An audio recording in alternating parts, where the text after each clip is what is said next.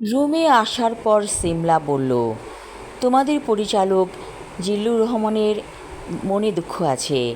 তুমি কি জানতে চাও তার কি দুঃখ? আদিত্য বলল, আমি সিনেমার নায়ক, আমি কেন আমার পরিচালকের মনের দুঃখের কথা জানতে চাইব? সিমলা হাসছে মিটিমিটি বলল, জিল্লুর রহমান একটি অসম্ভব রকম খবর শুনবে, যেই খবর শুনে জিল্লুর রহমানের মনটা অনেক খারাপ হয়ে যাবে। আদিত্য বলল, দেখো সিমলা, রহস্য করবে না, কি বলতে চাও খুলে বলো। সিমলা বলল, জিল্লুর রহমানের স্ত্রী পালিয়েছে প্রেমিকের সাথে। কি বলছে এসব? হ্যাঁ, জিল্লুর রহমান এই কথাটা এখনও জানে না, তবে জানাতে হবে। আদিত্য বলল, তাহলে জানাও না কেন, বসে আছো কেন? চলো যাই, ওনাকে খবরটা দেই। ঠিক আছে, চলো যাই, বলে সিমলা। ওরা রুম থেকে বের হয়ে জিল্লুর রহমানের রুমে গেল। রুম ভেতর থেকে বন্ধ।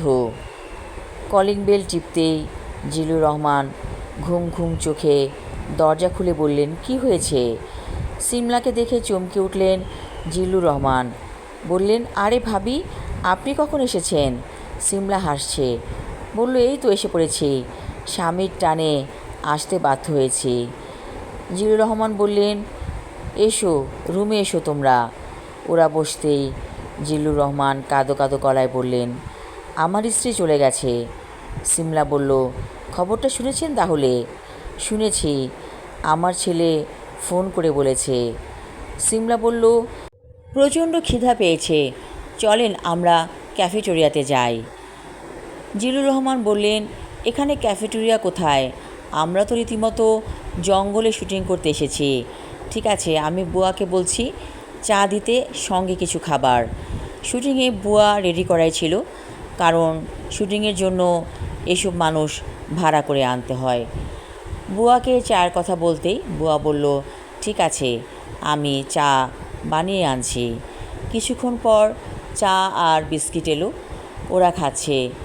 জিল্লুর রহমান বলল, আমি সবসময় সিনেমা বানাই, এখন আমার জীবনটাই সিনেমার মতো হয়ে গিয়েছে। মাঝে মাঝে মনে হয়, কে আমি? সত্যিই কি আমি জিল্লুর রহমান, নাকি অন্য কেউ? সিমলা বলল, কেন এরকম কথা ভাবছেন কেন? মন কি খুব খারাপ হয়েছে? যদি ধরেন ভাবি আপনার কাছেই আসছে, হয়তো রহস্য করেছিল, আপনি বুঝতে পারেননি। কি বলছেন এসব? আমি তো আপনার কথা ধরতে পারছি না, বলে জিল্লুর রহমান। এমন সময় সেখানে উপস্থিত হলো জিল্লুর রহমানের স্ত্রী মিতা। জিল্লুর রহমানকে বলল, কেমন আছো তুমি? তোমাকে খুব মিস করছিলাম। জিল্লুর রহমান বলল, আমি কি শুনেছিলাম তুমি নাকি পালিয়েছো? মিতা বলল, তোমার সাথে আমি 25 বছর ধরে সংসার করছি, এখন আমি বিগত যৌবনা, তোমাকে ছেড়ে আমি কোথায় যাব? আমি ইচ্ছে করেই একটু রহস্য করেছিলাম, ছেলেকে বলেছিলাম এই কথা বলতে, এবং সিমলা ভাবিকেও বলেছিলাম। সিমলা হাসছে মিটিমিটি বলল, ভাই, আমাদের জীবনে চমক থাকা চাই, নইলে জীবনটা পানসি হয়ে যায়। এই যে মানুষ সিনেমা দেখে আনন্দিত হয়, কেন হয় জানেন? সিনেমাতে চমক থাকে, কিন্তু আমাদের জীবনটা সাদামাটা হয়ে যায় মাঝে মাঝে, যার কারণে কিছু চমক সৃষ্টি করতে হয়। জিল্লুর রহমান হাসছে, প্রচণ্ড সে হাসি, অট্ট হাসিতে ঘর রীতিমতো গম গম করছে। জিল্লুর রহমানের স্ত্রী বলল, আমার চা কই? আমি চা খাবো না। কাজের বুয়াকে জিল্লুর রহমান ডেকে বললেন, নতুন করে আবার চা বানাও, সঙ্গে রসগোল্লা দিবে। ঢাকা থেকে যে রসগোল্লা এনেছিলাম সেগুলো আছে তো? কাজের বুয়া বলল, সব আছে।